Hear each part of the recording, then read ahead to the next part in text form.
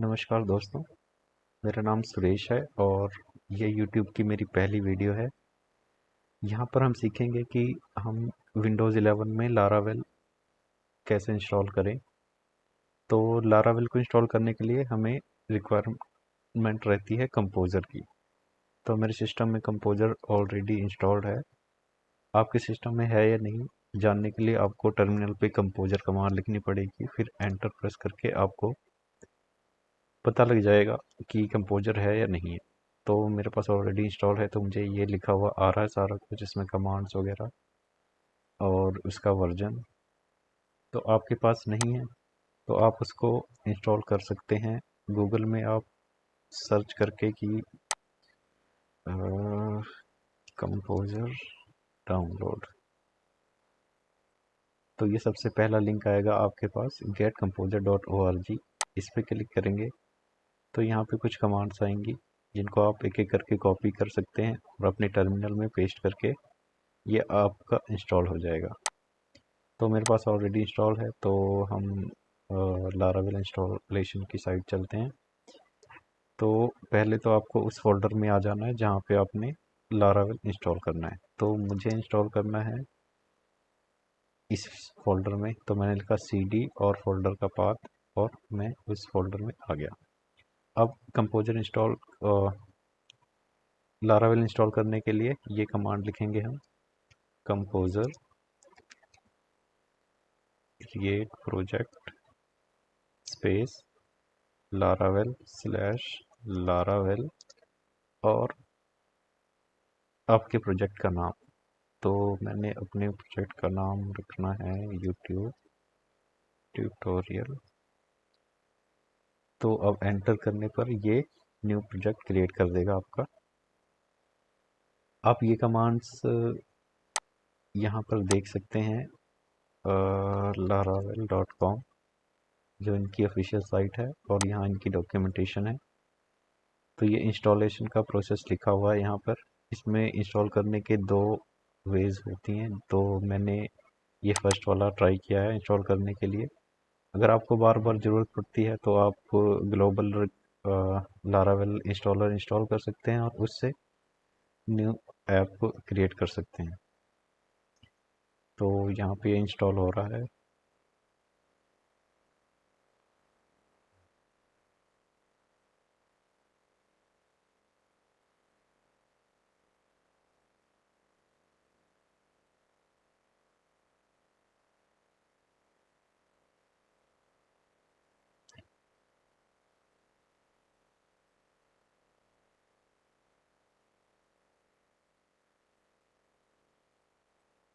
तो ये लारावेल का न्यू प्रोजेक्ट क्रिएट हो गया है। तो हम अपने प्रोजेक्ट के फोल्डर में जाएंगे, cd और फोल्डर का नाम।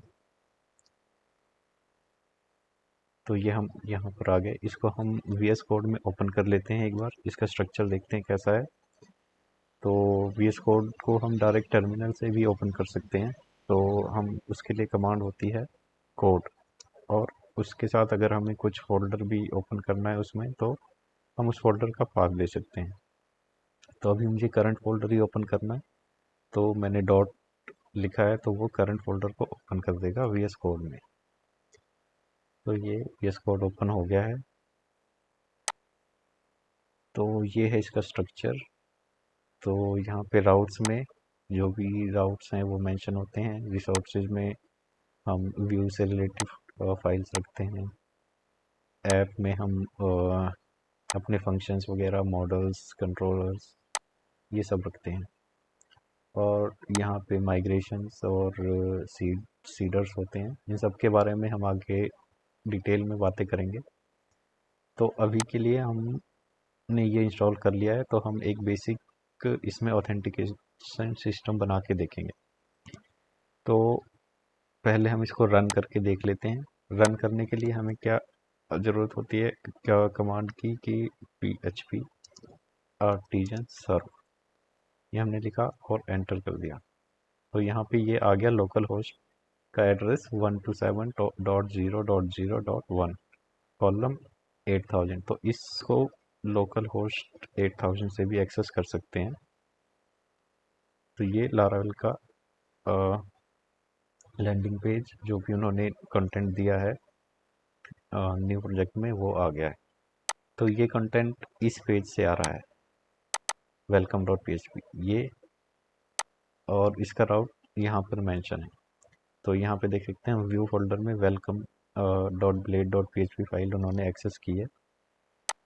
तो हम यहाँ इसका थोड़ा सा कंटेंट चेंज कर देते हैं। ये स्टाइल की अभी हमें ज़रूरत नहीं है, और हम इसका टाइटल चेंज कर देते हैं लारावेल। इसको लिख देते हैं यूट्यूब ट्यूटोरियल, और ये कंटेंट की भी हमें अभी ज़रूरत नहीं है, तो हम इसको भी हटा देते हैं। तो बॉडी के अंदर से सारा कंटेंट हमने हटा दिया। क्लास भी अभी कहीं रनिंग नहीं हुई, तो इसको भी हटा देते हैं। तो हम यहाँ पर सिंपल सा एक H1 टैग लगा देते हैं, और यहाँ पे लिख देते हैं यूट्यूब लारावेल ट्यूटोरियल। ठीक, इसको सेव करेंगे और हम अपने पेज को रिफ्रेश करेंगे, तो ये आ गया। अब हम यहाँ पे बनाते हैं एक बेसिक ऑथेंटिकेशन सिस्टम। तो उसको बनाने के लिए एक सिंपल सा वे है कि हम एक UI पैकेज इंस्टॉल करेंगे, और फिर उससे ऑटोमेटिक ऑथेंटिकेशन सिस्टम बन जाएगा। तो उसके लिए हमें क्या करना है, कंपोजर रिक्वायर लारावेल UI, ये कमांड, और ये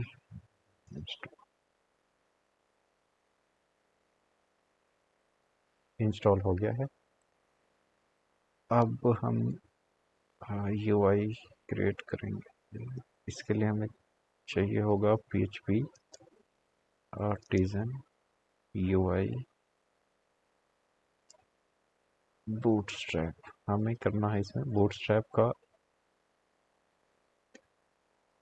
UI यूज़, और उसमें से हमें सिर्फ ऑथेंटिकेशन सिस्टम बनाना है। तो हम डबल हाइफन ऑथ लिखेंगे, तो बूटस्ट्रैप का ऑथ क्रिएट करेगा ये सिर्फ।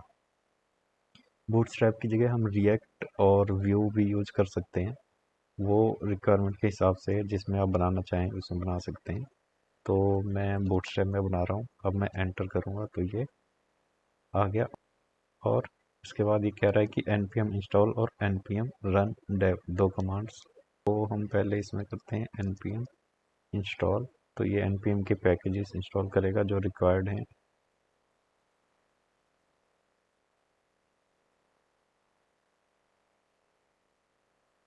तो npm के पैकेजेस यहाँ पे मेंशन होते हैं पैकेज डॉट जेसन में।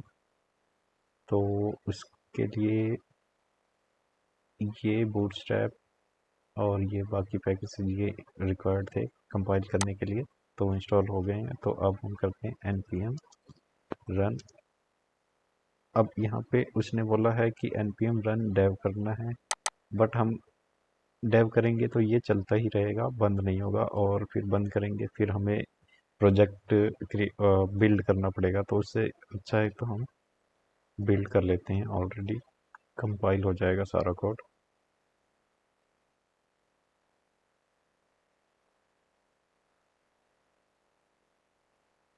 कंपाइल हो गया, तो हम ये टर्मिनल को बंद करते हैं, और वेब डॉट पी में एक बार फिर से देखते हैं। यहाँ पे दो लाइंस न्यू लाइंस ऐड हुई हैं, ऑथ रूट्स और एक होम पेज का राउट। तो यहाँ से जो लॉगिन रजिस्टर और बाकी राउट्स हैं वो ऑथ राउट से ऐड हो जाएंगे ऑटोमेटिक, और होम पेज न्यू इन्होंने क्रिएट किया है। तो हम देखते हैं होम पेज पे क्या है। तो हम यहाँ पे यूआरएल में सिंपल चेंज करेंगे, होम लिखेंगे और एंटर करेंगे। तो ये होम पेज पे एक लॉगिन का पेज दिया हुआ है इन्होंने, और फॉरगेट पासवर्ड रिमेंबर मी रजिस्टर लॉगिन ये आ गया है। सॉरी, ये होम पेज नहीं है, ये लॉगिन का पेज है। हमने होम डाला तो वहाँ से रिडायरेक्ट होके ये लॉगिन पे आ गया, क्योंकि वहाँ पे जाने के लिए ऑथेंटिकेशन लॉगिन करना ज़रूरी है। तो हम यहाँ पे लॉगिन कर सकते हैं। अभी नहीं कर सकते क्योंकि हमारे पास ईमेल पासवर्ड नहीं है, तो हम रजिस्टर करेंगे। लेकिन अभी हम रजिस्टर भी नहीं कर सकते क्योंकि हमारा डाटाबेस इससे कनेक्टेड नहीं है। पहले हम डाटाबेस कनेक्ट करेंगे। डाटाबेस कनेक्ट करने के लिए यहाँ पे env फाइल में हम डाटाबेस का नाम लिखेंगे। इसमें हम लिखेंगे YouTube ट्यूटोरियल और यूजर नेम DB, पासवर्ड तो मेरा यूजर नेम रूट है और पासवर्ड कुछ नहीं है अभी, तो इसको सेव कर देंगे। अब तो ये डाटाबेस मैंने ऑलरेडी बनाया हुआ है, तो अब हम रजिस्टर करके देखेंगे, लेकिन अभी भी रजिस्टर नहीं होगा क्योंकि सिर्फ डाटाबेस ही क्रिएट किया हुआ है, उसके कोई टेबल्स वगैरह क्रिएट नहीं हुए हैं। तो टेबल कैसे क्रिएट होंगे, वो भी कमांड से क्रिएट होंगे। तो मैं इसका इंटरनल टर्मिनल ओपन करता हूँ और यहाँ पे एक कमांड रन करता हूँ, php artisan migrate। तो इस कमांड से क्या होता है कि इसमें जो माइग्रेशंस बनी हुई हैं वो रन होती हैं और उसके अकॉर्डिंग जो भी डाटाबेस में टेबल्स या फील्ड्स नहीं है वो क्रिएट हो जाती हैं। तो वो माइग्रेशन ये इसने पहले माइग्रेशन का टेबल बनाया, क्योंकि हम फर्स्ट टाइम माइग्रेशन कर रहे हैं तो ये टेबल नहीं है, तो इसने ये टेबल बनाया और उसके बाद ये माइग्रेशन इसने रन कर दी। ये माइग्रेशन कहाँ होती हैं, डाटाबेस में माइग्रेशंस में ये हैं। तो इसमें इन्होंने न्यू टेबल क्रिएट किए हुए हैं या कुछ उसमें चेंजेस किए होते हैं, तो सारा कुछ यहीं पे आता है। तो ये माइग्रेशन रन हो गई हैं। अब हम रजिस्टर भी कर सकते हैं और उसके बाद लॉगिन भी कर सकते हैं। तो मैं सबसे पहले यहाँ पे लिखता हूँ डिटेल्स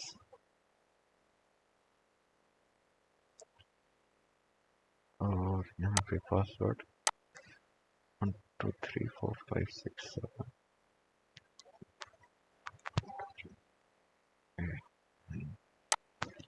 3 4 5 6 7 8 9। तो अब मैं रजिस्टर करता हूँ, तो ये रजिस्टर हो गया है। ये मेरा नाम आ गया जिससे मैंने रजिस्टर किया है और ये होम पेज आ गया है, डैशबोर्ड। तो अब अगर मैं इसको लॉग आउट करूं तो ये कहाँ जाएगा, ये मेन पेज पे जाएगा। अब हमने फिर से लॉग इन करके देखना है, तो हम जाएंगे होम पेज पे। होम पेज पे वो रिडायरेक्ट नहीं हुआ, वो हो गया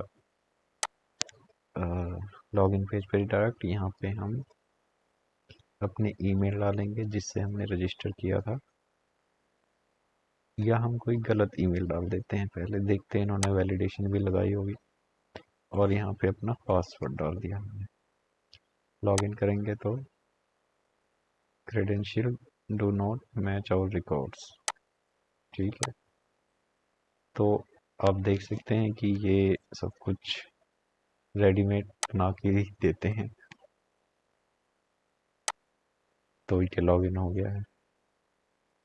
तो फ्रेंड्स, ये था इसका सिंपल ऑथेंटिकेशन सिस्टम। तो आप बता सकते हैं, ये पहली वीडियो थी मेरी और इसमें आपको कैसा लगा, कुछ सजेशन दे सकते हैं कि मैं आगे आने वाली वीडियोस में इम्प्रूव करूं, या इसमें अगर मैंने कुछ गलत बताया आपको तो आप उसको करेक्ट भी कर सकते हैं, कमेंट्स भी कर सकते हैं।